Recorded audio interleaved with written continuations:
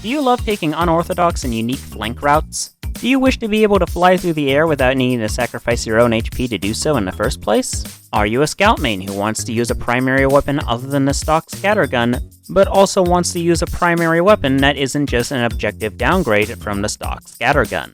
If you said yes to any of my inquiries, I have the guide for you. How yin's doing? I'm an Ian, and this is my TF2 How to Kill Streak series, where we look at the best and worst TF2 has to offer and I show you how to get a kill streak with it. Because everything is a bad idea until it works. Today, as you could tell by reading the title and thumbnail of this video, we'll be covering the soda popper, so without further ado, let's get into it. Do you really believe your own hype that much? I am the hype! The soda popper was added back in 2011 in the Uber update as part of the #1 fan item set, alongside the Winger and Atomizer, and takes the appearance of a force of nature that was broken and then jury-rigged back together using a criticola and some tape. If you want this weapon for yourself, it can be crafted by combining a bonk atomic punch, a reclaimed metal, and a force of nature together in the crafting menu. I find it quite strange that the bonk atomic punch is used in the crafting recipe for this weapon, simply because its in-game model consists of the criticola, and it even used to give you guaranteed mini crits back when it first launched. As for what this weapon currently does, however, the soda popper shares a few traits with the force of nature, more specifically, a reduced clip size and how ammo works in general with these guns. You see, just like the force of nature, the soda popper is effectively a double-barrel shotgun, meaning after every 2 shots you have to reload, and if you try to reload while half your clip is still in the barrel, you'll lose the second bullet.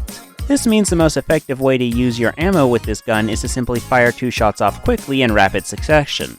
So if you're the kind of player who likes to reload their gun constantly whenever their clip isn't 100% full, you'll want to use different primaries than this one. However, that's where the similarities with the force of nature end. So if you are hoping for a gun with increased damage per shot or the ability to push people off cliffs, I'm sorry to inform you, but you will need to find other weapons to use. You see, instead of getting the benefits of the force of nature with this weapon, you instead get a 50% faster firing speed and a 25% faster reload animation, both of which are great for compensating for your reduced and less optimal clip size. However, the most important feature of this weapon is the hype meter. I am the hype! Kill him! You see, the soda popper has a hype meter, and this hype meter will build up over time based on the damage you're dealing as Scout. Please bear in mind that what you're doing the damage with does not matter. It can be the soda popper, your pistol, a fish, does not matter in the slightest what weapon you're using to do damage with. So long as you're the one doing damage and you have the soda popper equipped whatsoever, regardless if it was pulled out at the time or not, it will build the hype meter. In order to fill this meter up completely, you'll need to do approximately 350 damage. For some reference, that's the equivalent of a heavy at full health who just finished eating at a locust bar. If you're having trouble staying alive long enough to build up the hype meter correctly, I recommend using pretty much any secondary weapon the Scout has except the bonk atomic punch, honestly, since the pistols allow you to shoot at people from a safe distance to help build up the meter, whilst the flying guillotine can give you some decent damage over time to help build up as well. The Mad Milk is also an excellent choice since it allows you to heal, keeping you alive for far longer, and the criticola can give you the damage boost you need to quickly blitz down players so quickly that you'll be able to murder people to death before they can retaliate against you. Sure, the criticola will mark you for death once its effects wear off after you get some kills with it, but that won't matter when you will be able to use the hype meter of this gun to fly away to safety. Because once you hype this gun up enough, all you have to do is pull it out and right-click, or alt-fire if you're on Mac. Once activated, your weapons will surge with a purple energy, allowing you to jump around indefinitely so long as the effect endures.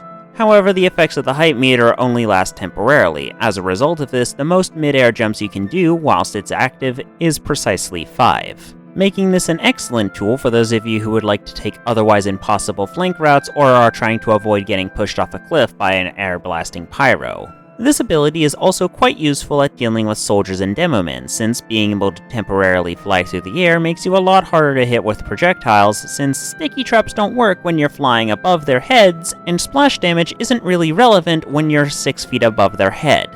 Just be sure that the soldiers you attempt this against don't have a shotgun equipped, and be mindful of sniper sightlines whenever you proceed with this tactic. Once the nuances of your altered clip size and the hype meter have been mastered, this weapon is actually equal to the scattergun.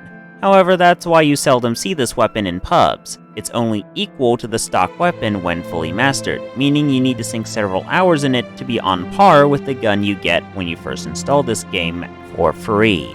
Interestingly, this is one of the few weapons Valve has nerfed that isn't so bad it's completely useless nowadays. You see, when the soda popper was first released, the hype meter would build up based on how much you moved around with the soda popper pulled out, rather than based on how much damage you did with all of your weapons. Another more important distinction between its old self and current self is that once the hype meter was full and active, you wouldn't gain the ability to jump around a lot, but rather guaranteed mini crits. This resulted in a plethora of scouts running around with this weapon until just before the hype meter was filled up completely, then switching to their pistol and playing the game normally until they wanted the crit boost, where then they would just pull out the soda popper and go to town on anyone they wanted. This naturally was considered overpowered by anyone who saw it, and it was eventually reworked into what it is today. And if you ask me personally, I think the Criticola should be reworked to give you the soda popper's hype meter effect instead of the on-demand mini crits it currently gives, just for the sake of consistency. Also, I almost forgot to mention, the Winger actually has a great synergy with the soda popper since it increases your maximum jump height, making your mobility options far greater than they would be otherwise. This weapon is best utilized by individuals who have a preference for a specific map and play it constantly to the point where they have it memorized like the back of their hand, since they know where the best flank routes to make use of this weapon are. However, for players like myself who constantly mix up the maps they play on and are always learning new things about them, this weapon is best left on the shelf to collect dust. All in all, I give the soda popper an advanced players only out of 10. This is a tool for experienced players to explore their favorite maps in from a new angle, both to deepen their love of said maps and to rejuvenate their interest in this game to avoid burnout. It is not something for new players to try to learn the ropes with. Learn to get good with Scout, then use the soda popper, not the other way around, people. That's all for now, though. Like the video if you did, subscribe if you don't want to miss the next one, comment what weapons you want to see me cover in the future. I've been Ian, you have been you, and this has been my TF2 How to Kill Streak guide to the soda popper. And stay tuned, the Medic's Mediguns are coming up next.